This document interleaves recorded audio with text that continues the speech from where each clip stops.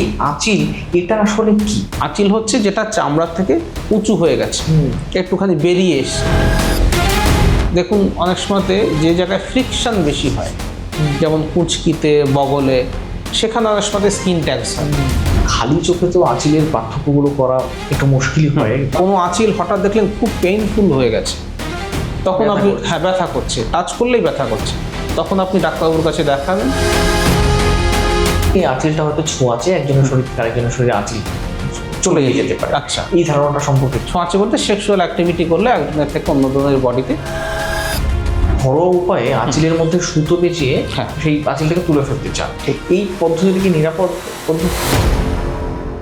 শরীরে ছোট্ট একটা আঁচিল কিংবা একাধিক আঁচিল অবহেলা করছেন, ভাবছেন নিতান্তই নিরীহ, কিন্তু সেই আঁচিলটা বা আঁচিলগুলো অনেক ক্ষেত্রে নিরীহ নাও হতে পারে।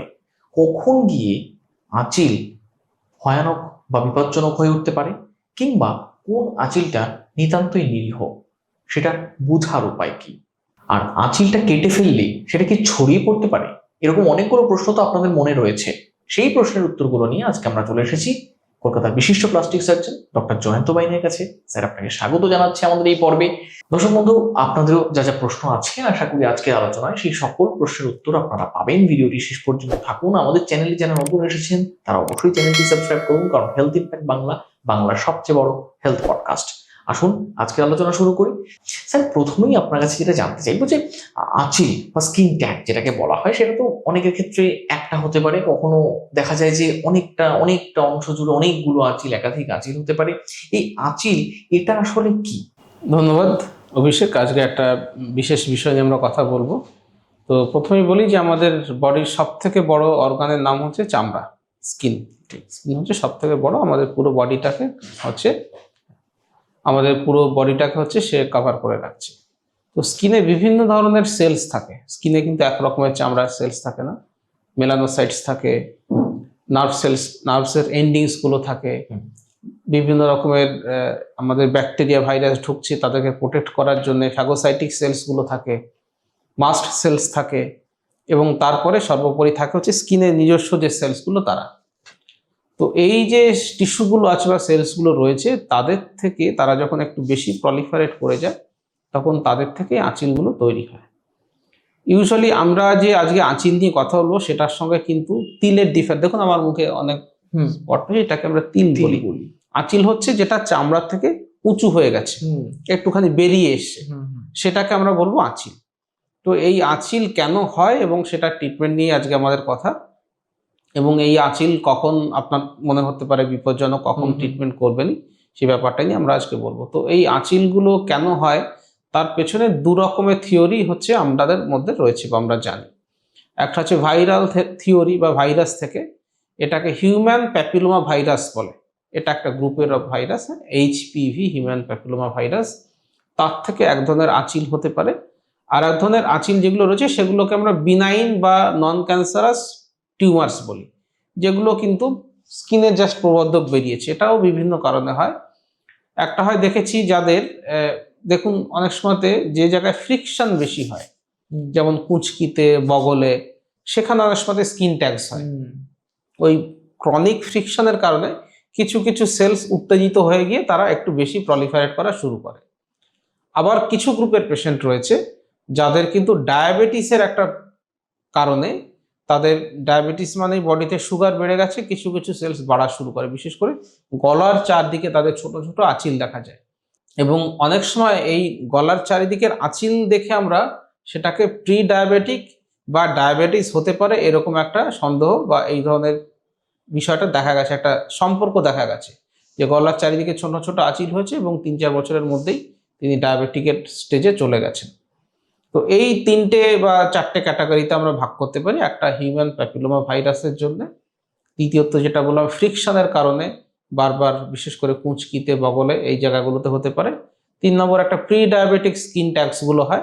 আর 4 নম্বর যেটা, সেটা হচ্ছে সত্যিকারের ক্যান্সারাস গ্রোথ, কোনো একটা চামড়ার অংশ থেকে কোনো একটা এই যে কোনো এক ধরনের সেলসের হঠাৎ করে বেড়ে ওঠা এবং সেখান থেকে স্কিন ট্যাগসের মতো হয়ে সেটা, এই ক্ষেত্রে যেটা ক্যান্সারের মতো গ্রোথ যদি হয় সেটা কিন্তু খুব র্যাপিড হবে। ঠিক।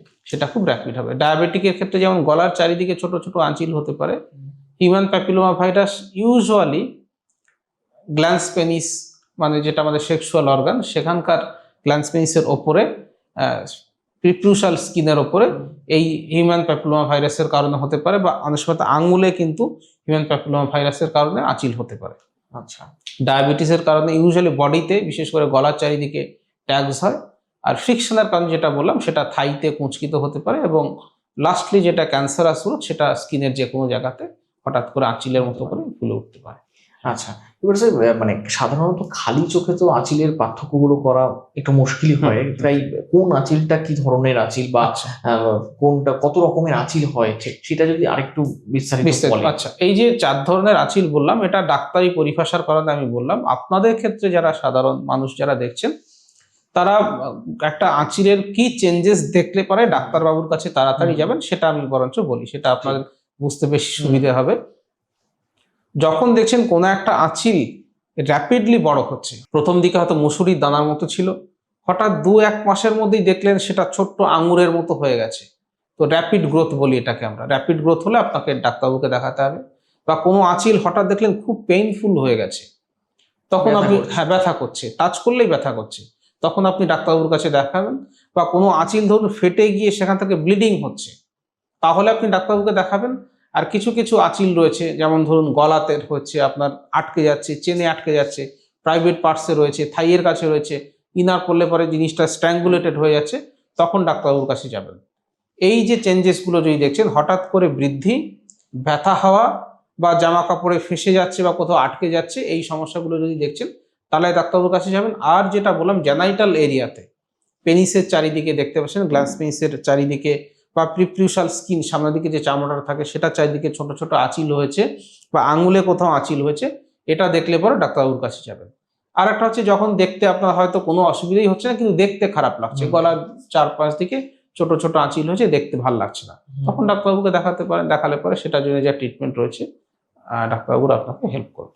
এই আঁচিল নিয়েও স্যার একটা ভুল ধারণা আছে যে এই আঁচিলটা হয়তো ছোঁয়াচে, একজনের শরীর থেকে আরেকজনের শরীরে আঁচিল চলে যেতে পারে। আচ্ছা, এই ধারণাটা সম্পর্কে এটার ক্ষেত্রে দেখুন, যে 4 রকমের কথা বললাম, তার মধ্যে একটা হিউম্যান প্যাপিলোমা ভাইরাস, সেটা যৌন সংসর্গের মাধ্যমেই ছড়ায়। এটা ছোঁয়াচে, ছোঁয়াচে বলতে সেক্সুয়াল অ্যাক্টিভিটি করলে একজনের থেকে অন্য জনের বডিতে চলে যেতে পারে। বাকিগুলো তো ন্যাচারাল, বলতে ডায়াবেটিসটা তো তার নিজস্ব বিষয়, বা ফ্রিকশনের জন্য যেটা হচ্ছে, সেগুলো ছোঁয়াচের সঙ্গে সম্পর্ক কিন্তু নেই। আচ্ছা, এই আঁচিলগুলো স্যার নিজে নিজেই সেরে যেতে পারে? Usually human papilloma virus HPV যেটা রয়েছে, সেটার ইনফেকশনের কারণে যদি কারো আঁচিল হয়, অনেক সময় ট্রিটমেন্ট করলে, মেডিকেল ট্রিটমেন্ট করলে কিছু ওষুধ রয়েছে, সেগুলো দিলে পরে নিজের থেকে মিলিয়ে যেতে পারে।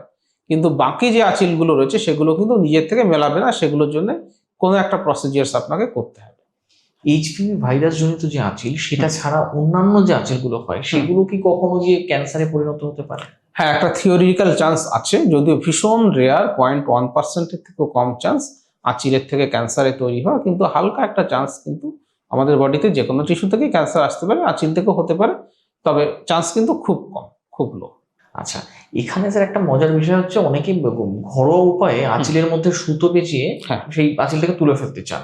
এই পদ্ধতিটা কি নিরাপদ পদ্ধতি? হ্যাঁ, এটা আমি বলবো না নিরাপদ নয়, সেটা আমি বলবো না। অনেক সময় কি হয়, আঁচিলগুলো যদি আমরা দেখি, 2 রকমের তাদের দেখতে পারা যেতে পারে। একটা হচ্ছে ধরুন, একটা বেরিয়েছে ফুলকপির মতো, মানে সেটা ছোট্ট একটা চামড়া দিয়ে জুড়ে আছে, সামনের দিকে বোতামের মতো হয়ে গেছে, ঠিক আছে।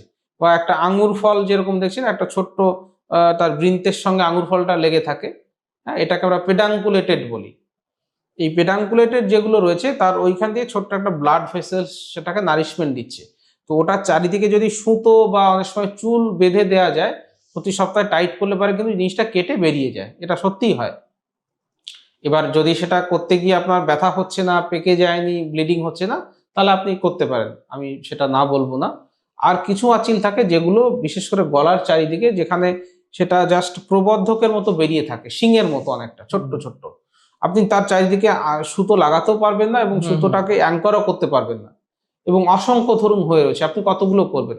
আর একটা হচ্ছে সুতো বাঁধার, যদি বাঁধছেন সেটা দেখা যাবে অনেক সময় গলার চারিদিকে থাকলে পারে, তো সেই ক্ষেত্রে অসুবিধা হতে পারে। এবং আর একটা জিনিসও থাকে যেটা না বললেই নয়, সেটা হচ্ছে যে কি সুতো ইউজ করছেন, সেটাখানে ইনফেকশন হয়ে গেল কিনা, হঠাৎ করে ছিঁড়ে গিয়ে ব্লিডিং শুরু হবে কিনা, এই ব্যাপার রিস্কগুলো তো থেকে যায়।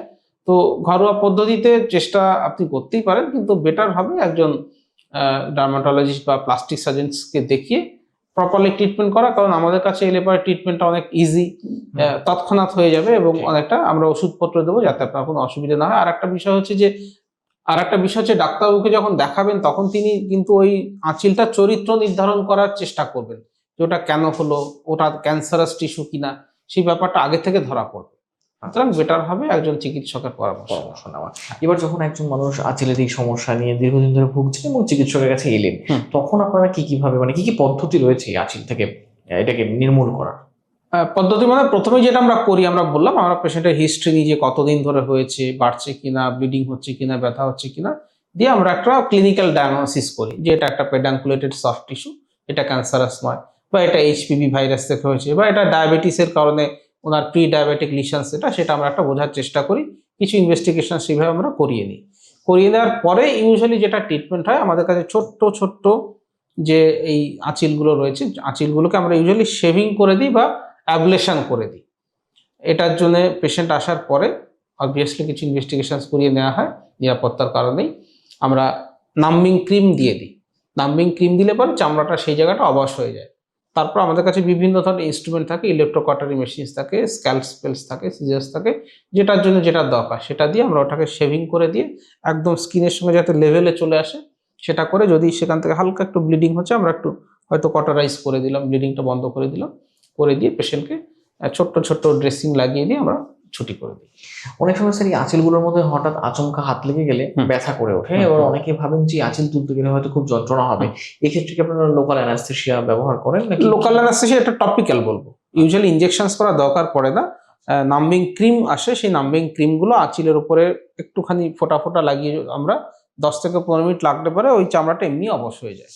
আর আঁচিল ইউজুয়ালি কাটার পরে তো খুব ছোট্ট থাকে তো, বা পেডাঙ্কুলেটেড থাকে, সেখানে সেলাই করার দরকার পড়ে না। শেভিং করে দিয়ে ছোট্ট একটা আমরা বাটন ড্রেসিং পাওয়া যায়, সেটা লাগিয়ে দিলে পরে লিউকোপ্লাস্টার উপর, তাহলে খুব সুন্দর। মানে মোটের উপর ব্যথার পদ্ধতিটা ইজি, হ্যাঁ যন্ত্রণাহীন, এখানে যন্ত্রণা হওয়ার কোনো প্রশ্ন নেই। আচ্ছা, এবার স্যার এই আঁচিলটা তুলে ফেলার পরে সেখানে কি কোনো রকম দাগ থেকে যেতে পারে? যদি থেকে যায় সেক্ষেত্রে কিভাবে সেটাকে?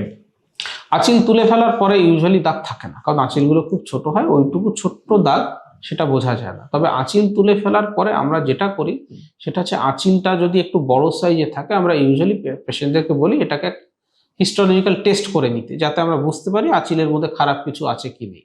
কিন্তু দাগের বিষয়টা যদি বলেন, অলমোস্ট খুব বড় আঁচিল না হলে পরে সেলাই করারও দরকার পড়ে না, আর অবভিয়াসলি সেলাই না করলে পরে দাগেরও বিষয় কি থাকছে না। এবার একবার স্যার আঁচিল তুলে ফেলার পরে আবার তো আঁচিল হতে পারে, সেই সম্ভাবনা তো আছে। ইউজুয়ালি যেখান থেকে আমরা তুলে ফেলবো সেই জায়গাটা নতুন করে আঁচিল হয় না, কিন্তু ডায়াবেটিক পেশেন্টদের দেখেছি অনেক সময় ভীষণ ছোট ছোট আঁচিল হয়তো রয়েছে, সেটা নেক্সট 3-4 বছর আবার আস্তে আস্তে বাড়লো।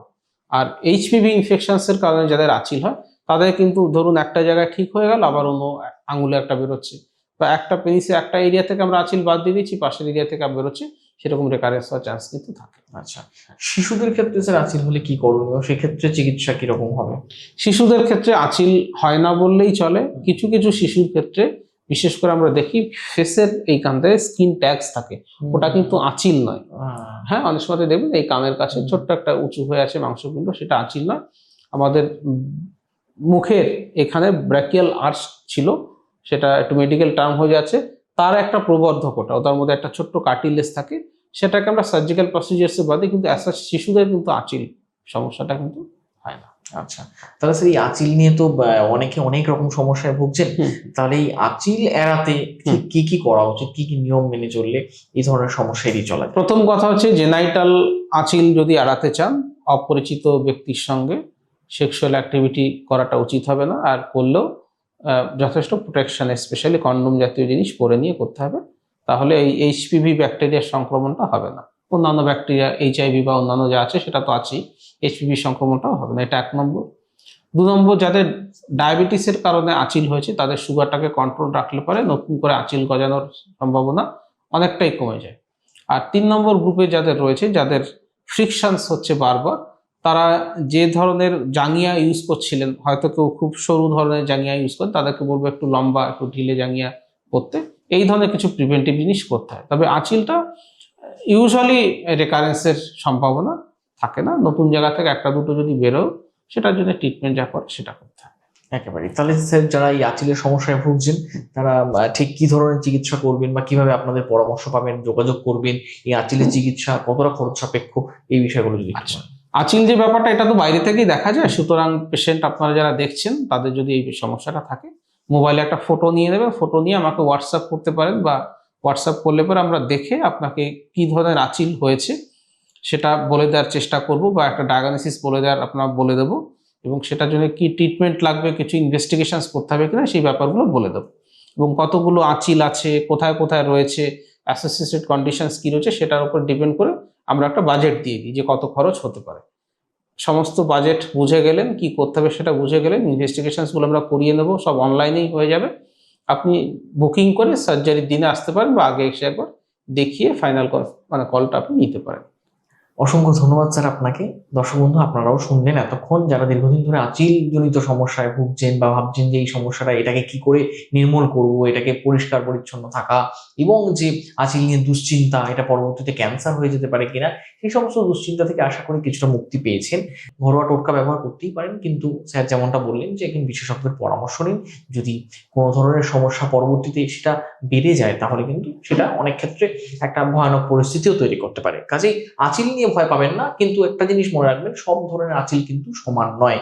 কিছু কিছু রোগের কারণেও কিন্তু আঁচিল হতে পারে, আবার কিছু কিছু আঁচিল নিতান্তই নিরীহ হয়। কাজেই সঠিক আঁচিল চিনতে এবং সেটাকে নির্মূল করতে সঠিক পদ্ধতিতে আপনাকে বিশেষজ্ঞের পরামর্শ নিতে হবে। যদি কোনো প্রশ্ন থাকে আমাদের কমেন্ট বক্সে জানান, আপনাদের প্রশ্ন নিয়ে পরবর্তীতে আমরা আবার আলোচনা করব। আজকের মতো এখানেই শেষ করছি। ভালো থাকবেন, সুস্থ থাকবেন, ধন্যবাদ।